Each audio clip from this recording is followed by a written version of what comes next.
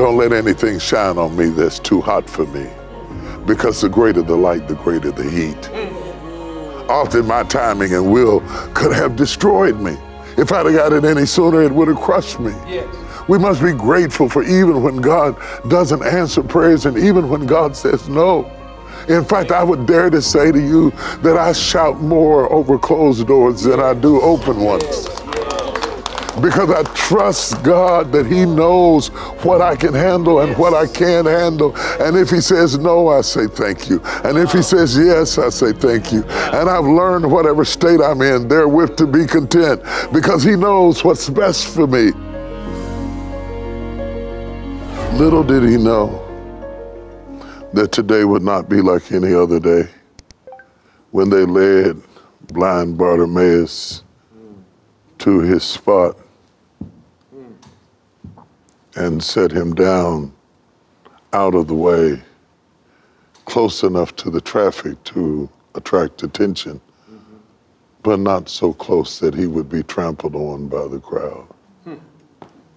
He sat in his spot, wrapped in his coat, against the morning breeze, his cup in his hand. For you see, because he was blind in his eyes, it had affected every area of his life. His self-esteem, his masculinity, his income, his commerce, his marketability are all affected because one thing has gone wrong in his life. And he has made a job out of being dysfunctional. Like all of us who don't get well, we create an ecosystem of survival that's built around our dysfunction. And some of us refuse to get well because we fall in love with being sick. And they laid him by the highway side begging. And the scripture says the most amazing thing. It says that he heard that Jesus was passing by. And when I read it, I couldn't help but get excited because it reminded me that God doesn't let everything go wrong at the same time. That even though the man couldn't see, he could hear. And isn't it nice to know that God doesn't need anything that you lost to bless you? That's right. That God will use what you've got left to bless you. That He'll take what is within close proximity to you and allow you to hear. He heard that Jesus was passing by. I don't know how he distinguished the sound of Jesus' footsteps from others, but some kind of way he knew that it was Jesus that was passing by. And he sensed something that is never said. The fierce urgency of now. Nobody told him that this would be the last walk Jesus took. That this would be the last chance that he would have to get an earthly miracle from an earthly Christ, that he was on his way to Calvary. And though he could not see, he did not lack vision. They asked Helen Keller, what was it like to be blind? She said, it's not so bad to be blind. She said, it's far worse to have eyes and have no vision. This man had the vision that if he didn't get it right now, he wouldn't get it. So the first thing you got to have is vision. And then the second thing you got to have is enough courage to be disruptive. He wasn't worried about being politically correct, fitting in, being popular, being accepted. He wasn't worried about the tone or the pitch of his voice. He was not afraid to get loud. He cried out, Jesus, thou son of David, have mercy on me. Oh, that I might receive. I don't want a car. I don't want a house. I don't want a donkey. I don't want a goat. I don't want a field. I just want you to fix the little thing that has shut down everything in my life. And everybody has a little thing that shut down everything in their life. And if you fix this one thing, I can fix the rest of it myself.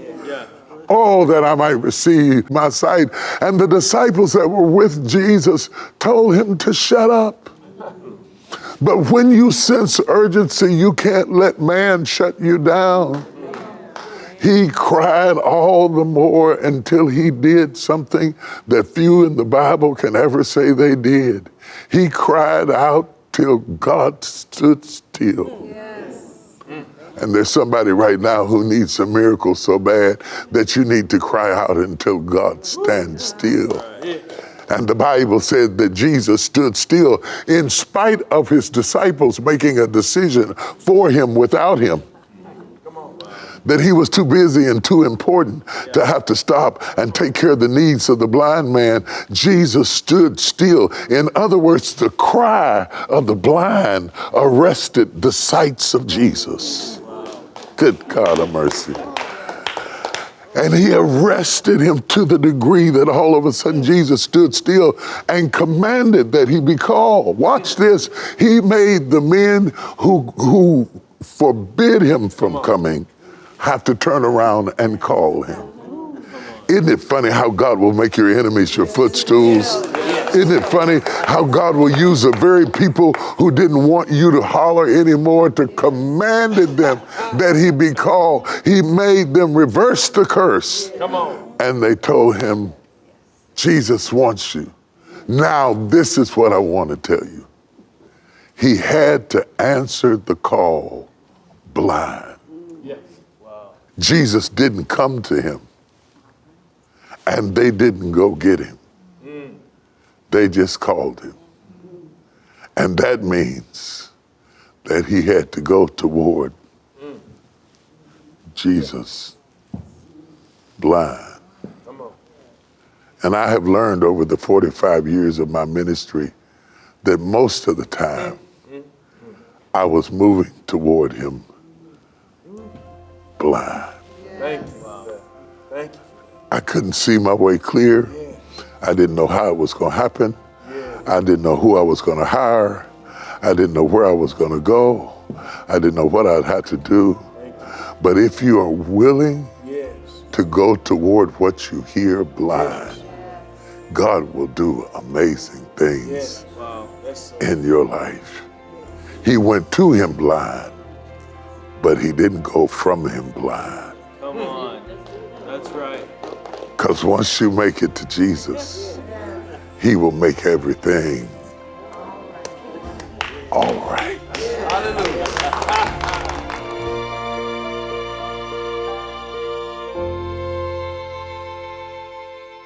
Often when I'm not doing what I'm doing here, I do seminars. I go and listen at different people speak, not just preachers, but teachers, not just teachers, but thinkers, not just thinkers, but leaders, not just leaders, but business people. And when I go into a business session, they always teach that the best place to build a business is around a problem. That if you find your problem, you found your business. Because if your business solves a problem, you don't have to spend much money marketing it. Right. You, for example, you don't have to spend a lot of money marketing hospitals. That's right. Because it solves a problem.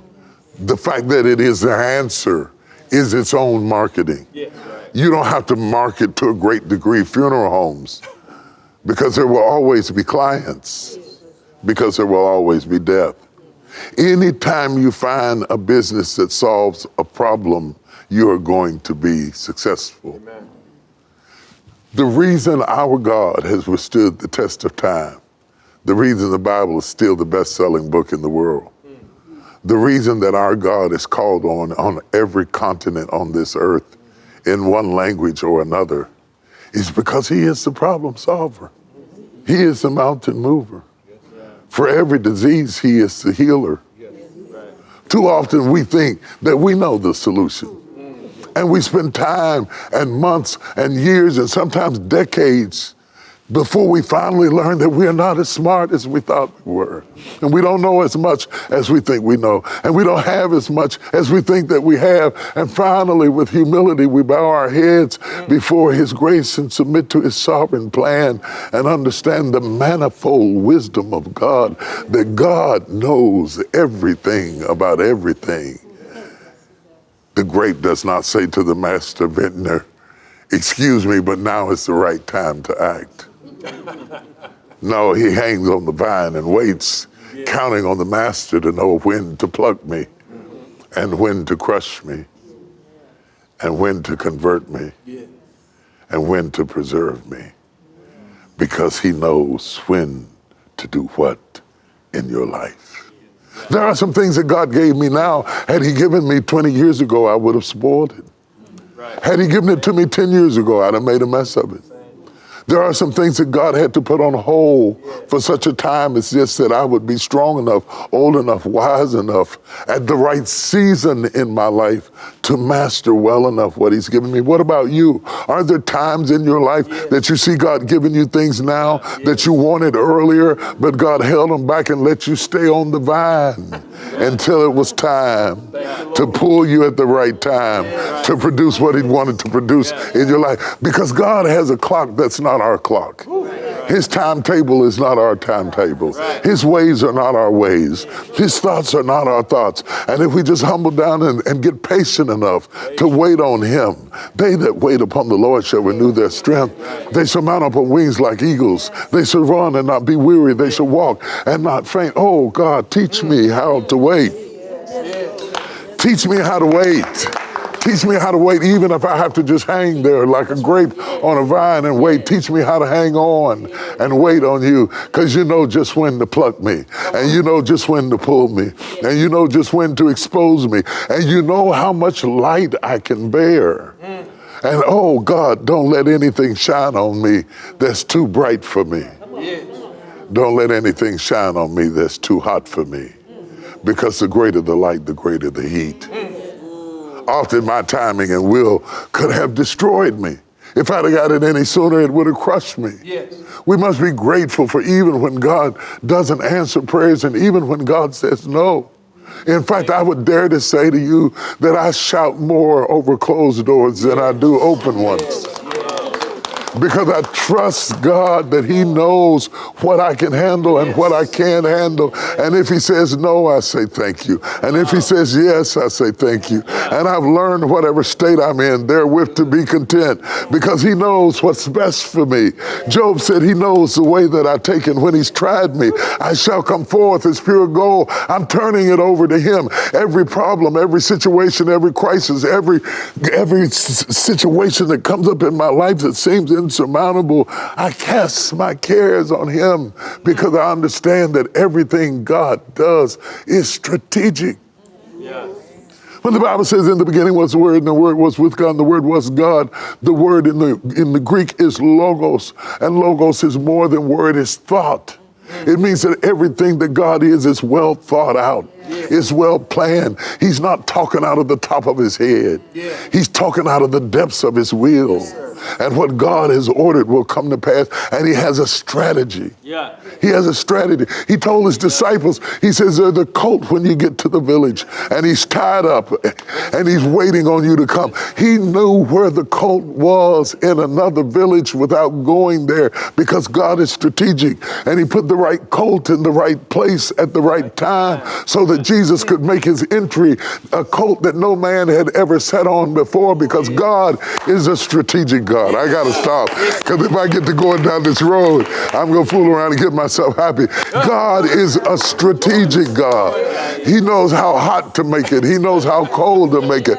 He knows how tough to make it. He knows what it takes to make your son's will break. He knows what it takes to bring your daughter into submission. He knows what it takes to heal your marriage. He knows what it takes to bind up the wounds of your broken heart. And he knows when to do what to get you where you need to be. He always sees every problem before it occurs. The master venter will use anything to point you back to our need for him. For without him, I will just hang on this vine until I die. And thank you, Lord, for knowing when to pluck me off the vine.